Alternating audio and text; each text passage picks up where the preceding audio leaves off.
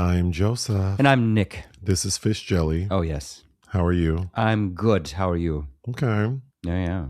So there's big news. Oh. Janet Jackson joins the Criterion Collection. Oh, yes. That's the big news. And who had to alert you about that?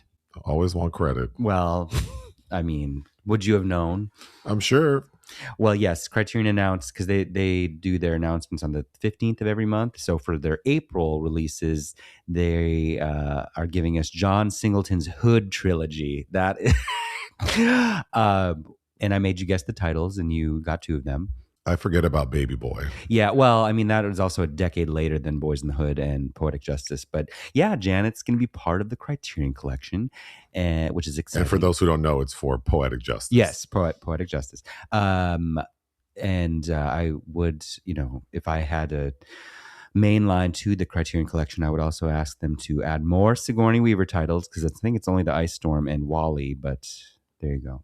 I didn't read this, but you wrote down that Matt Damon says Netflix demands characters repeat the plot 3 to 4 times. Yeah, apparently he was on the Joe Rogan podcast or whatever, and he was very frank about, Netflix, the executives want that. They want something big to happen to hook people in, but since everybody's doing other things while they're watching Netflix content, you have to keep repeating what's happening, which I don't know if The Rip did that too egregiously.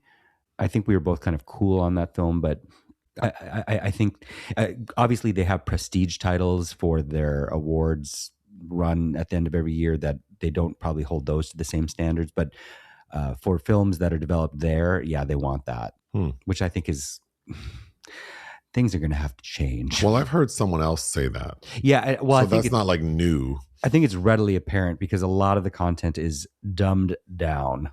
And then what is this movie opening Berlinale? Oh, so Berlin is being very late by announcing its competition titles, which I assume will be next week. They usually do piecemeal by the sidebars first.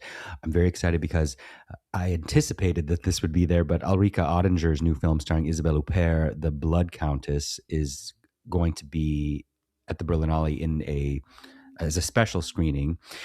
But the opening was announced on Friday, and it's an Afghan filmmaker, Sharbanu Sadat. And I've seen both her previous films. I believe I reviewed them too, Wolf and Sheep. I think I was quoted on something for The Orphanage. But her new film, No Good Deed, is a romantic comedy set in Kabul right before the Taliban takes over control again. It's about a woman deciding that there's this man she likes. So you said No Good Deed. Sorry. Oh, No Good Men. Sorry. Isn't No Good Deed a Tyler Perry movie? No Good Deed. Isn't that the one with Idris and Taraji? That's not Tyler Perry though. Wait, what's the one where he's in it? That's Good Deeds. Good, but there's like a janitor, like a lady janitor, played by Tandoori. Is that what I'm thinking of? I know she's in that, but I haven't. That is one of the 2 Tyler Perry films I have not seen. The other one is Daddy's Little Girls. What did you call it? Good Deeds? That's called Good Deeds. Like 2010 era. Yes, that's what I was thinking. And I was right. The No Good Deed film is that's a 2014 title with Taraji. But the film opening Berlinale is No Good Men. No Good Men. Sorry. Okay. Actor Kiefer Sutherland was arrested for allegedly assaulting a rideshare driver in Hollywood. Of course, he was released on bail very quickly after. Y'all know Kiefer's a drunk, okay? I have heard so many stories. We've talked about this before. So many stories about how difficult he is on set. There's this Andrew Dosun movie film I just love with Michelle Pfeiffer that's called Where's Kyra? And he's the male lead. And I think they cut down his scenes because he was just too difficult to work with. Well, and he's been arrested before for assault charges, DUI. What did Donald do? Reading about this situation in particular, it's not fully available, but apparently he told an Uber driver to let him out of the car. Sounds like... And the person wouldn't let him out. Oh. And then the person says... It's also reading like the person saying they have... like their proficiency in English is limited, but then they're saying that Kiefer told them that he would kill him if he didn't pull over. Oh. So then it's like, well, I don't know if you understood that, you didn't understand like, I don't know what happened. That seems a little extreme. Kiefer's a twin. Is he? He is a twin, yes. Oh. But that is interesting. And perhaps Mr. Kiefer Sutherland needs to start using Waymo. Oh, he has a twin sister, so not an identical twin. Okay. Interesting. Interesting, yes. Yeah, maybe he should use Waymo. Mm-hmm. Lastly, this is just a reminder to myself, but MJ the musical is coming to LA, and I want to make sure that I go. It's in April and May. Margaret Cho is going to be here at the Wallace, by the way, next week. Oh, we've seen her before. I know you have. I haven't.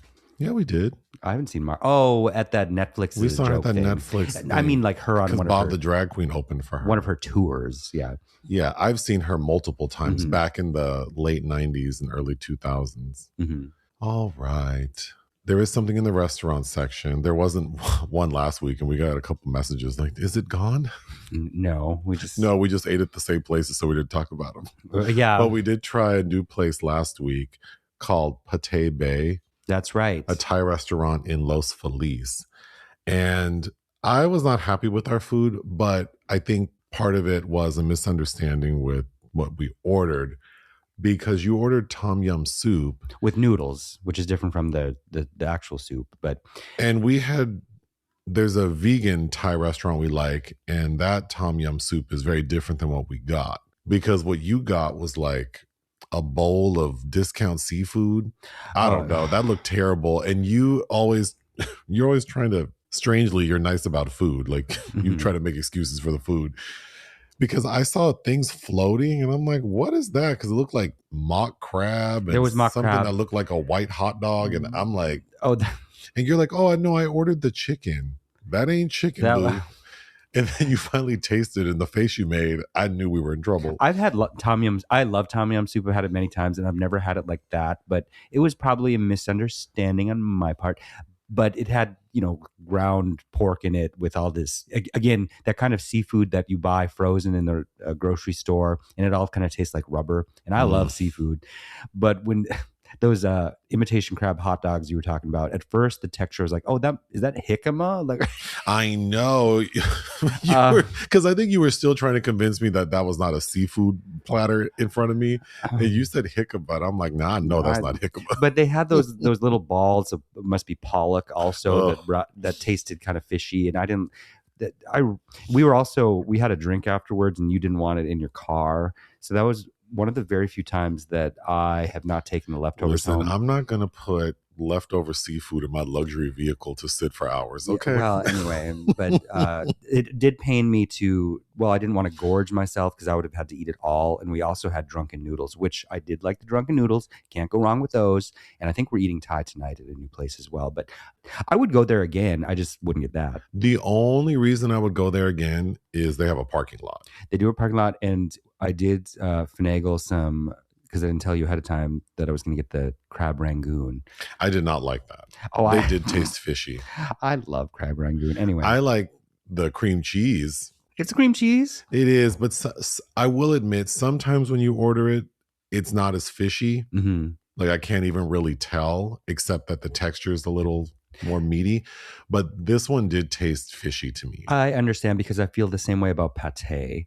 I do like a good pate if that iron taste in liver isn't too prominent. Yeah, it's a balance. I did like the drunken noodles. Would I go there again? Yeah. But yeah, I felt stupid not realizing that tom yum soup, I guess, is usually known as like a seafood thing. I didn't think that, but because again, I've had it many times and I've never encountered this, but maybe I'm ignorant. Well, I'm definitely ignorant, because I thought tom yum soup was like lemongrass. That is in there, yeah. Like that's like, I thought it was that kind of soup. I didn't realize. Oh, and this place had warnings on the table, like, we are no longer offering refunds if your food's too hot. Oh, well, you ordered that's such a good sign. The drunken noodles medium, and then things were spicy. They were, but good. It was good, but it was like, that was the top of the line for me. I love spicy food, but I don't like it where it's so painful that I can't taste the food, which has definitely happened to me. And sometimes, you are punished the next day for that. But I appreciate that warning, because that means this place is serious. It is not for, the type of people that think ketchup is spicy, because that is definitely not me. Films released we didn't cover. All You Need Is Kill. This is an animated film that is directed by Kenichiro Akimoto, and it is based on the same source material as that Tom Cruise movie you love so much, Edge of Tomorrow. That's a good movie. So I'm curious, even if just for that. But one, I thought there was a co-director, but Letterboxd only has one director listed. But one of the, I believe, a co-director was involved with the last Miyazaki film, Boy and the Heron. Night Patrol. Directed by Ryan Prowse, which I think Jermaine Fowler is the headliner, who I don't know how much patience you have for Mr. Fowler, but the supporting cast is also interesting. Dermot Mulroney, Justin Long, and I believe it looks like a cop thriller / vampire movie. I was very curious about it, but we didn't fit it in.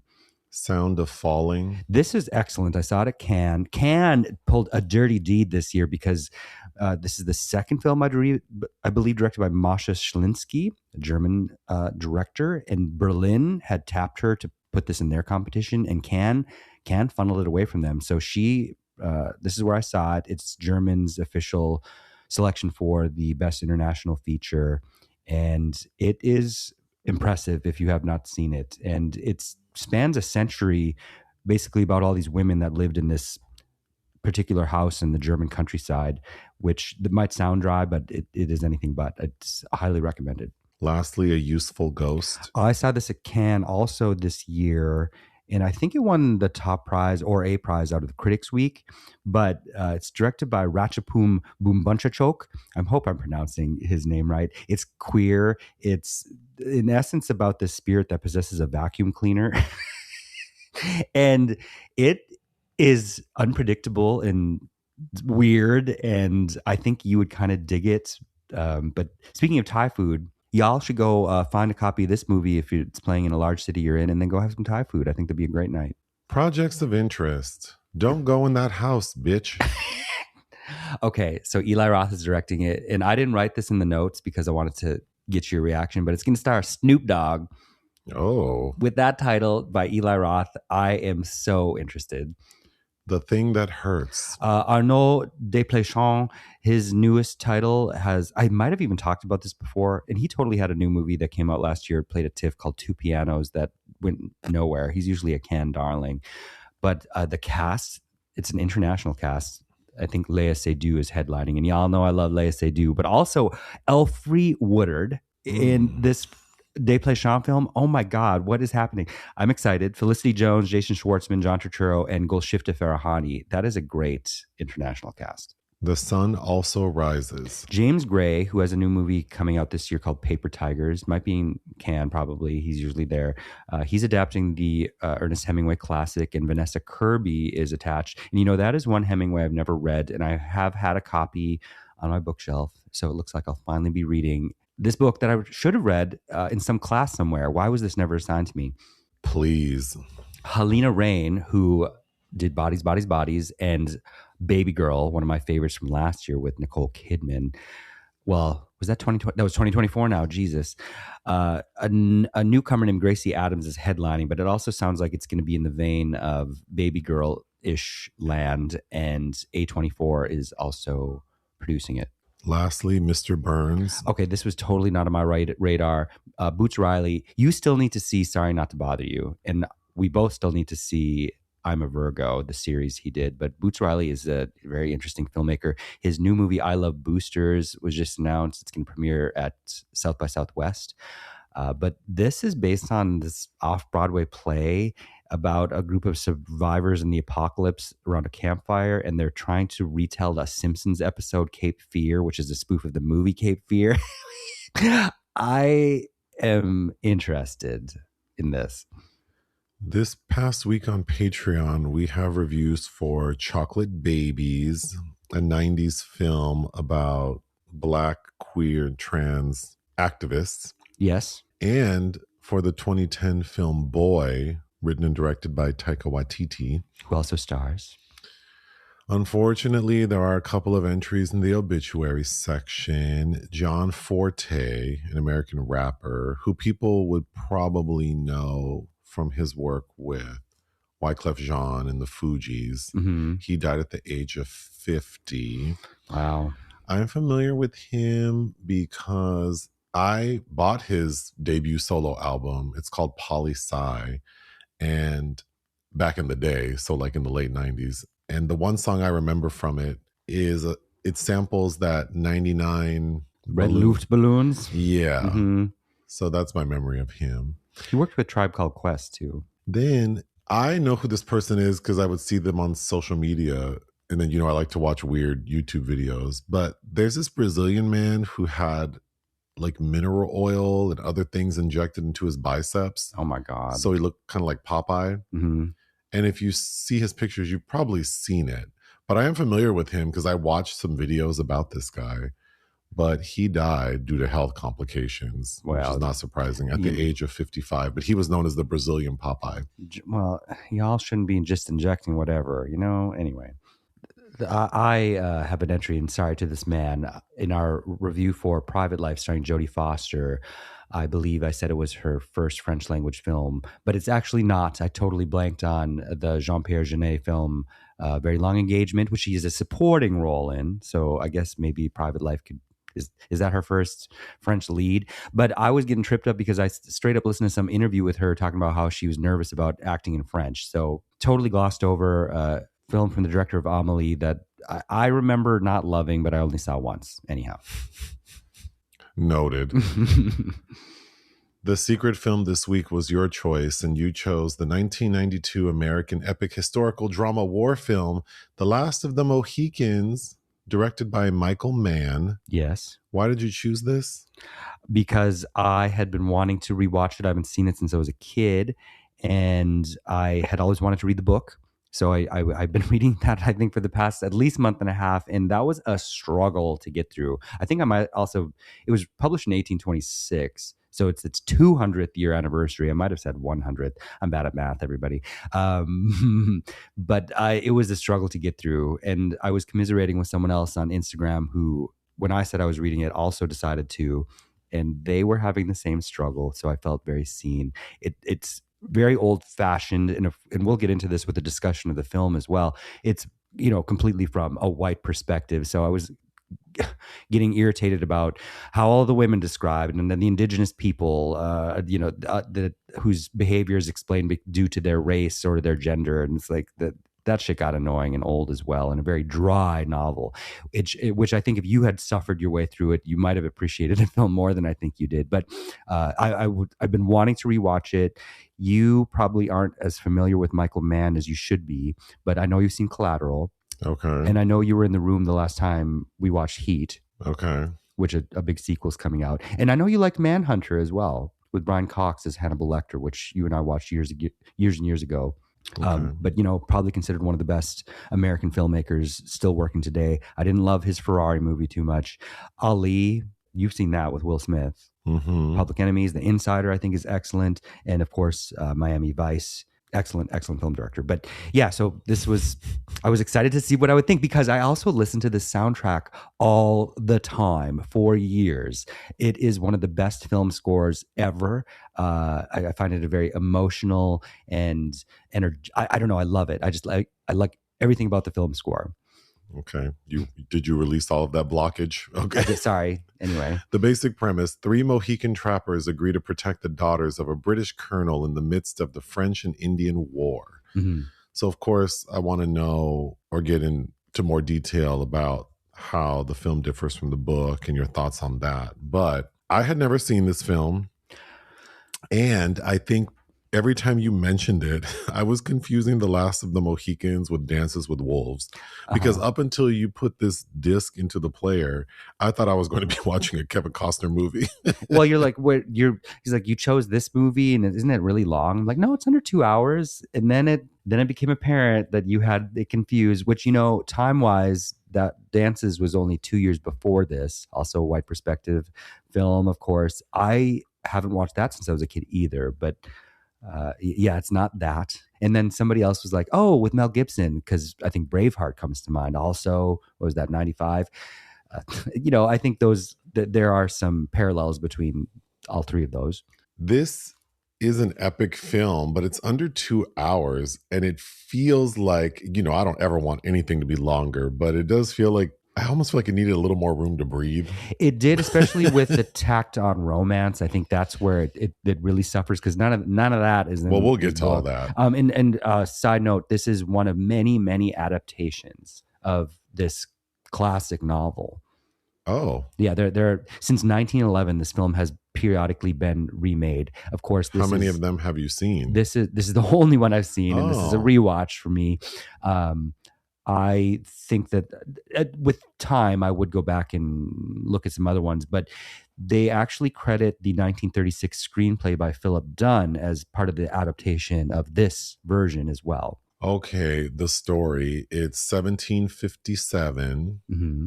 and we are in the area of upstate New York. Mm-hmm. And there is this white man, Hawkeye, played by Daniel Day-Lewis. Who in the film, his white name is Nathaniel Poe. In the book, it's Natty Bumpo. So they changed it because they thought people would laugh at it.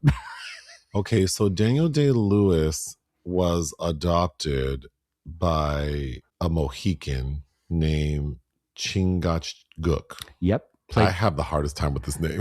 I remember watching this with my parents, and that name's been cemented in my brain since a child. But this is Russell Means making his debut, and he would go on to have a pretty healthy career. He died, I think, in 2012. Other major credits are Natural Born Killers. He did the voice of Powhatan in Pocahontas. Okay. Sorry. But, all right. So it's 1757. Mm-hmm. We're in upstate New York. We meet Hawkeye, Daniel Day-Lewis, and we find out that he's basically the adopted son of this Mohican, Chingachgook. I'm trying to think what I would call him for short, because we're not going to do that every time I need your attention. Well, because if you shorten it if you shorten it in the front or the back, it's a problem. They sound bad, right?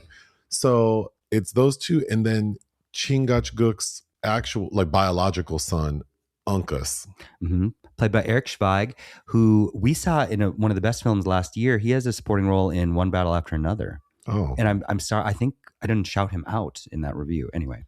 All right. So the three of them, upstate New York, 1757. In the background, the French and Indian War is happening. So basically the British and the French are at it. They want the territory. Mm-hmm. Okay. So there's this British colonel, Monroe, who has two ragged little daughters.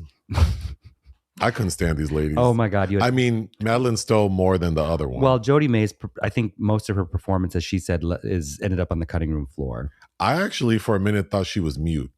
Yeah, you don't. I thought that lady was mute. Well, in the book, she's also the shy one, Cora. Oh, we need to talk. Cora is biracial in the book. She's half black. Well, we're going to get to the differences if you can recall them. Mm-hmm. But if you feel like you need to express that. We need to get into Madeleine Stowe's casting in the 90s as POCs. But anyway. Okay, so you have these three Mohicans, one, honorary Mohican. Mm-hmm. French and Indian War is happening in the background. There's this British colonel who has these two daughters, and the two daughters are making their way to visit him at his fort. From Albany. Mm-hmm. So another indigenous person named Magua, played by the great Wes Studi, who's masquerading as a Mohawk ally. Yes. So, of course, the British and the French had tribal allies to help them. Mm-hmm. But Magua is the quote-unquote villain because he's pretending to be part of the Huron, who are the ones who are helping the British. Yes, and the Hurons are also called the Delawares to avoid confusion. So, in the beginning, we see the daughters and this man. Who's that blonde-haired man? Duncan. Who's part of the British Army, and he's a major, played by Stephen Waddington, and he is in love with Cora. Gosh, me trying to remember these names. Okay, so those three are traveling with the help of Magua, who we have to remember is faking being an ally, and they're making their way to the fort, and they get ambushed by the Huron, and a bunch of them get killed, except for the three main ones we just talked about. Thankfully, the three Mohicans are in the area and assist. And they basically say, well, we'll help you get to the fort you're trying to go to. And as a side note, I don't know if you want to get into that right now. Why? Well, let's wait. Okay. So they get to the fort and the British colonel's like, the hell y'all doing here? Didn't you get my letter saying don't come because the block is hot? And then they realize no. And then we realize, because Mag was intercepting all this shit because he wanted to cause chaos. So the middle part of the movie is them at the fort trying to figure out how to get reinforcements because the British colonel realizes that the French have the upper hand during this period, which you alluded to. There's this romance between Daniel Day-Lewis and Madeleine Stowe that I was so not feeling. Yes, you were very upset about it. And then we get to the point where the French become aware that the British don't have any, like the cavalry's not coming. Yes. So the French colonel confronts the British colonel and says, "We know that you will lose, and you know that we know you will lose. So we're going to be gentlemen and just say that you can go on ahead and go home." Oh, and by the way, we also intercepted this letter, and you can check the signatures from your man, General Webb, that they aren't even planning on sending any help to you. So the British colonel says, "Okay, we'll go back home." Mm-hmm. All right. So Magua and the Huron, am I saying that right? Huron? Yeah, like Huron. They approached the French colonel, like, "Why y'all gonna let them leave? You could have killed them." And the French colonel's like, "Well, the King of France is like, that's what he said to do, so I'm not gonna not do what he said to do. But y'all don't have to report to him. So if you want to attack them, you can." Yeah. And by the way, the French general is played by the great film director, Patrice Chéreau. We used to have a framed poster of Chéreau's film Queen Margot with Isabella Gianni standing in that bloody dress. So the British, get their shit together and begin their march to, I guess, get back on the boat when the Huron attack. Mm-hmm. And it's the final act is this big battle. Yeah, kind of a two separate ones happening. Yeah. But with the exchange with Patrice Chéreau as Montcalm, that's where we really learn Magua's, like what happened to Magua. Go ahead. That Monroe, who is played by a Scottish actor, by the way, Maurice Roëves, who he has an interesting presence in this as well. He murdered Magua's children and then took Magua prisoner, right? And while Magua's wife thought he was dead, so she became betrothed to another man in the tribe. So he is out for vengeance. He said, "I'm going to eat his beating heart and I'm going to stamp his seed out of the earth." Well, that's why I said quote unquote villain, because honestly, work. Like these people came to your land. The British are raggedy here, because another component that's different from the book is the treatment of the settlers. But yeah, you don't. It's kind of like, well, get your revenge. So the end is, like you mentioned, Magua has his plan is to stamp out the British colonel's seed, but then they make an agreement that Magua can have the one daughter. What's her name? Alice. He can have Alice, and then Cora's going to die. But then at the last minute, they're like, "No, we'll save Cora, but we're going to kill Duncan." Yes. And I don't know that it's that clear. It's more clear in the book. The Hurons find Hawkeye, who they also call the long rifle, the long carabine. They want him dead, and Duncan poses as him in his place to save Cora. And I don't think that's as clear in this scene that happens there. But that is brokered because Magua has to listen to the leader of the Huron, Sachem, and Cora and Hawkeye are appealing. Well, Hawkeye is the one appealing to Sachem, saying, Magua's the sick, perverted thing. We have to make things right with the British if y'all want to live in some kind of harmony. And Sachem is like, "Okay, kill the dark-haired one. Magua, you take the blonde, and everything's going to be fine." Okay. I'm just trying to finish the story. So then they're making their way. Like Magua has the two ladies, and Magua doesn't have Cora. Magua has Alice, who is supposed to be his wife. But I didn't mention Uncas, the other Mohican. Mm-hmm. He's in love with her. Yes. And I wasn't fully convinced or what that Alice felt a way about him. But he tries to rescue her, and in the process gets his ass killed. Mm-hmm. And then Alice, I'm assuming more because she just can't imagine a life being attached to Magua. She kills herself. Yes. And then here comes Chingachgook. Yes, because he saw his son be killed along with his adopted brother. They go to fight, and the dad kills Magua. Mm-hmm. and now Hawkeye and Cora. All I can think of when I hear the name Cora is Tamala Mann in the Medea movies. And then, so when I think Cora, I think Tamala Mann. And then when I see Madeleine Stowe, I just get so annoyed. But Hawkeye and Cora are free to slay another day, I guess. Yeah, and now Chingachgook is indeed the last of the Mohicans, which is more definitive in this film than it is in the book. Okay, I just want to say, I think this movie is very well put together. Mm-hmm. The action sequences are probably the most riveting. Oh my God. The swell of that score with the finale is so good. With Daniel Day-Lewis running with those two long rifles firing and Chingachgook's revenge. I think West Studi is the best part of this film. You kept talking about this score. You kept whistling and shit. And I don't recall a single beat of this score. Oh my God. And you just wouldn't stop talking about it. It's so, I love it. The Promontory, the main theme. I mean, I have that on my gym mix. I love it so much. It's beautifully shot.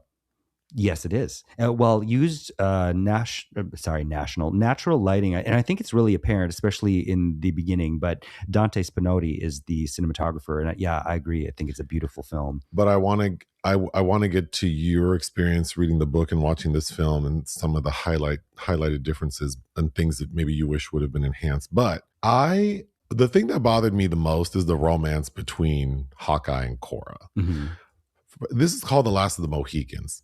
So you have Uncas and Chingachgook, who are the last two of their tribe, like the last two of their people. Mm-hmm. I want to see that story. Right. Yeah. How do they feel? Yeah, I want to know how they feel and what their plan is. Like were they trying to get some girls knocked up? Like what are they trying to do? Or have they resigned themselves like we are the last of our people? And I just think that's infinitely more interesting.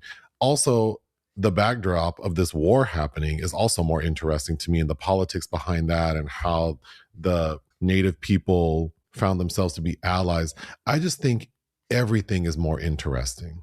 Mm-hmm. I think the mushrooms in the corner by the tree are more interesting than Hawkeye and Cora's romance, which was giving me nothing. Boring. And then you have Daniel Day-Lewis looking like he's serving face, he's serving hair. Okay, immediately, again, I saw this as a kid. I wouldn't have thought that then. Immediately when we see Daniel Day-Lewis, he's clean shaven, extremely clean shaven. I thought that was interesting. And then I don't know Madeleine Stowe. Yes, she looked like a lot of people to me. 12 Monkeys. She could have been anyone. Okay, well, she had a pretty decent run in the late 80s and 90s. She's in that. Did you ever see Bad Girls? That Western, I think, is Drew Barrymore in that? That's and maybe Andie MacDowell. I don't remember. She was in a string of films in the 90s that were, she was the female lead. But yeah, I think she is part Puerto Rican to her credit. But I recently watched the film Revenge with Kevin Costner, and she plays Anthony Quinn's wife, and she's supposed to be Mexican, and she's using an accent. And I thought it was ruinous, Madeleine. But I understand that, circumstances can cause a romance to bloom more quickly, right? Extreme circumstances can cause people to bond in a way that may not make sense. But so that's not my critique. My critique is that with that in mind, I don't see any chemistry between these two people. I don't see any light in their eyes. I don't see any care. Even the scene where, like at the end when they're behind that waterfall, and she's telling him to save himself and he jumps through the waterfall, which I thought was kind of comical. Yeah, dramatic. I just felt nothing.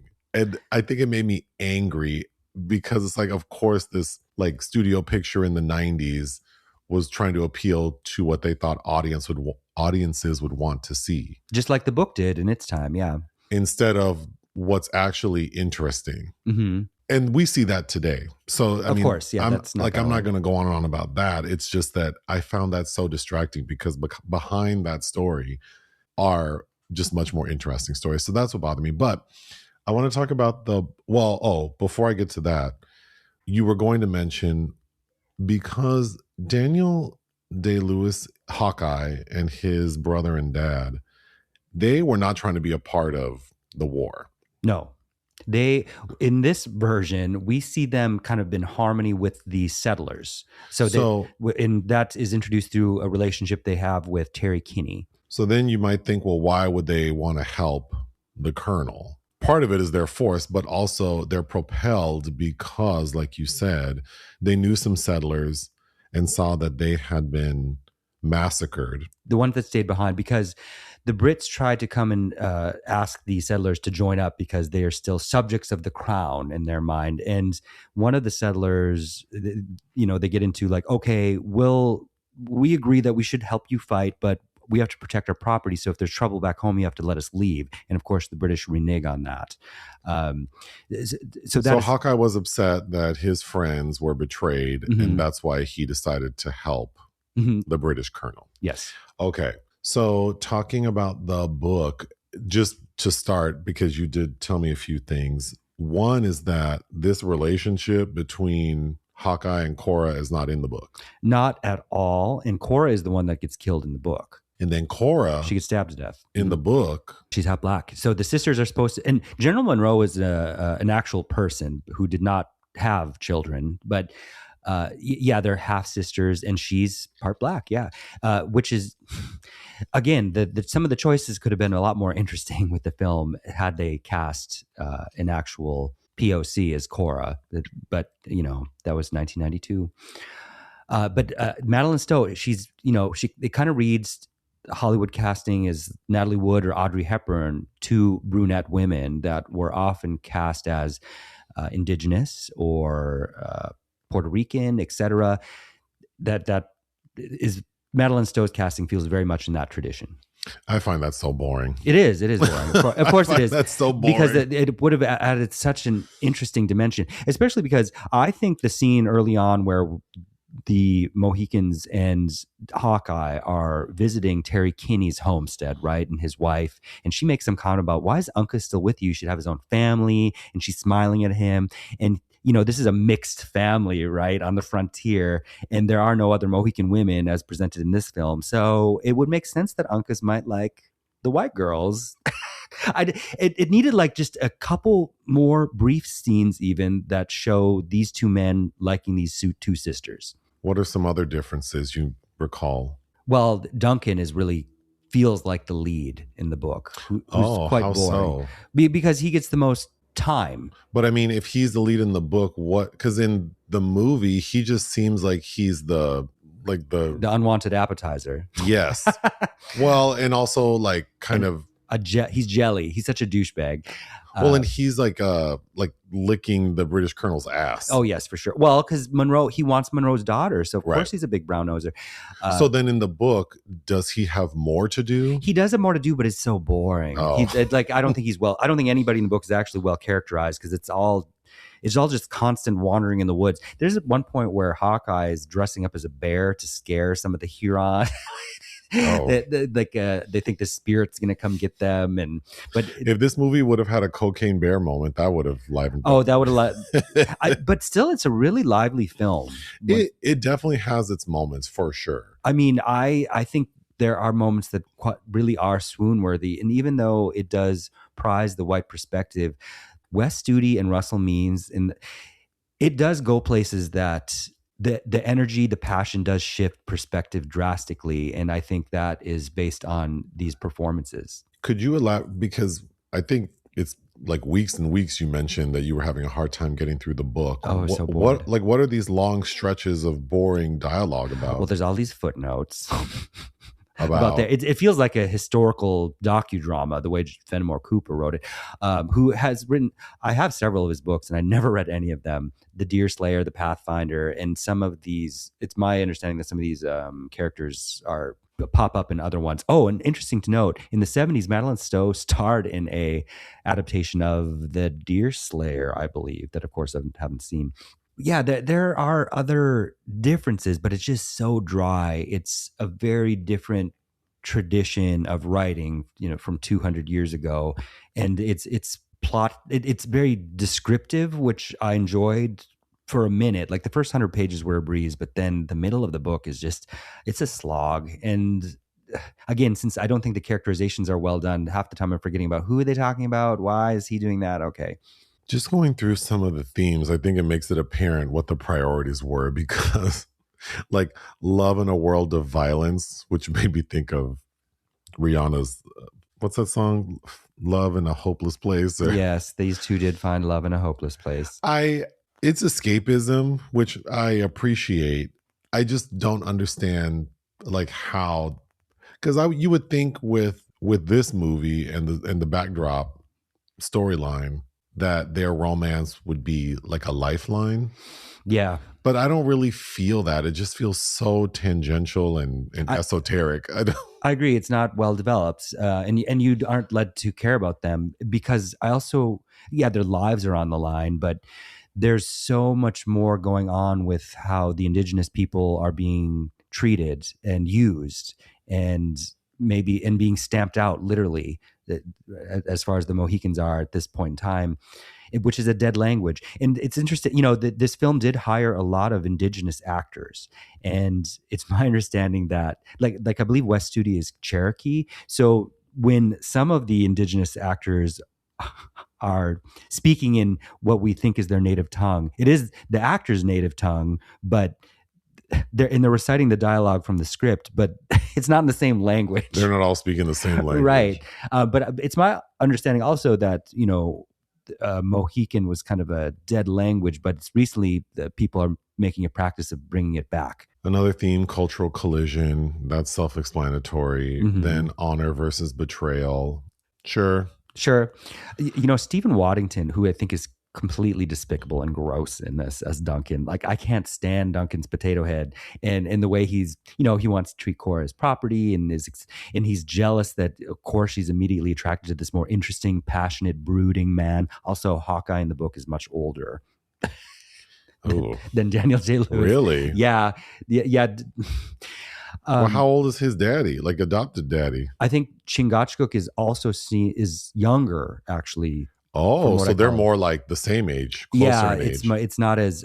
I don't think he's technically the adopted son either in the book. That's also, I think, lifted from another Cooper novel. That aspect of it. Stephen Waddington. This is the very same year he was part of an integral part of New Queer Cinema. He's in Derek Jarman's Edward II, and if you've never seen that, highly recommended. Starring Tilda Swinton. And the last theme, which is the one that I think is the most disappointing, is loss and extinction. Mm-hmm. Because that's really where I think this story could have sent me into the rafters, Well, the finality of it, that's why I think it literally brings us to the precipice with Chingachgook, who I wish Russell Means had more to do in this, but that is where my heart is at the end of this. Is his son's dead. He's not going to have another biological child. And that is what I think of beyond the credits. But oh my God, what a scene. There are, again, I haven't watched this since probably 1993.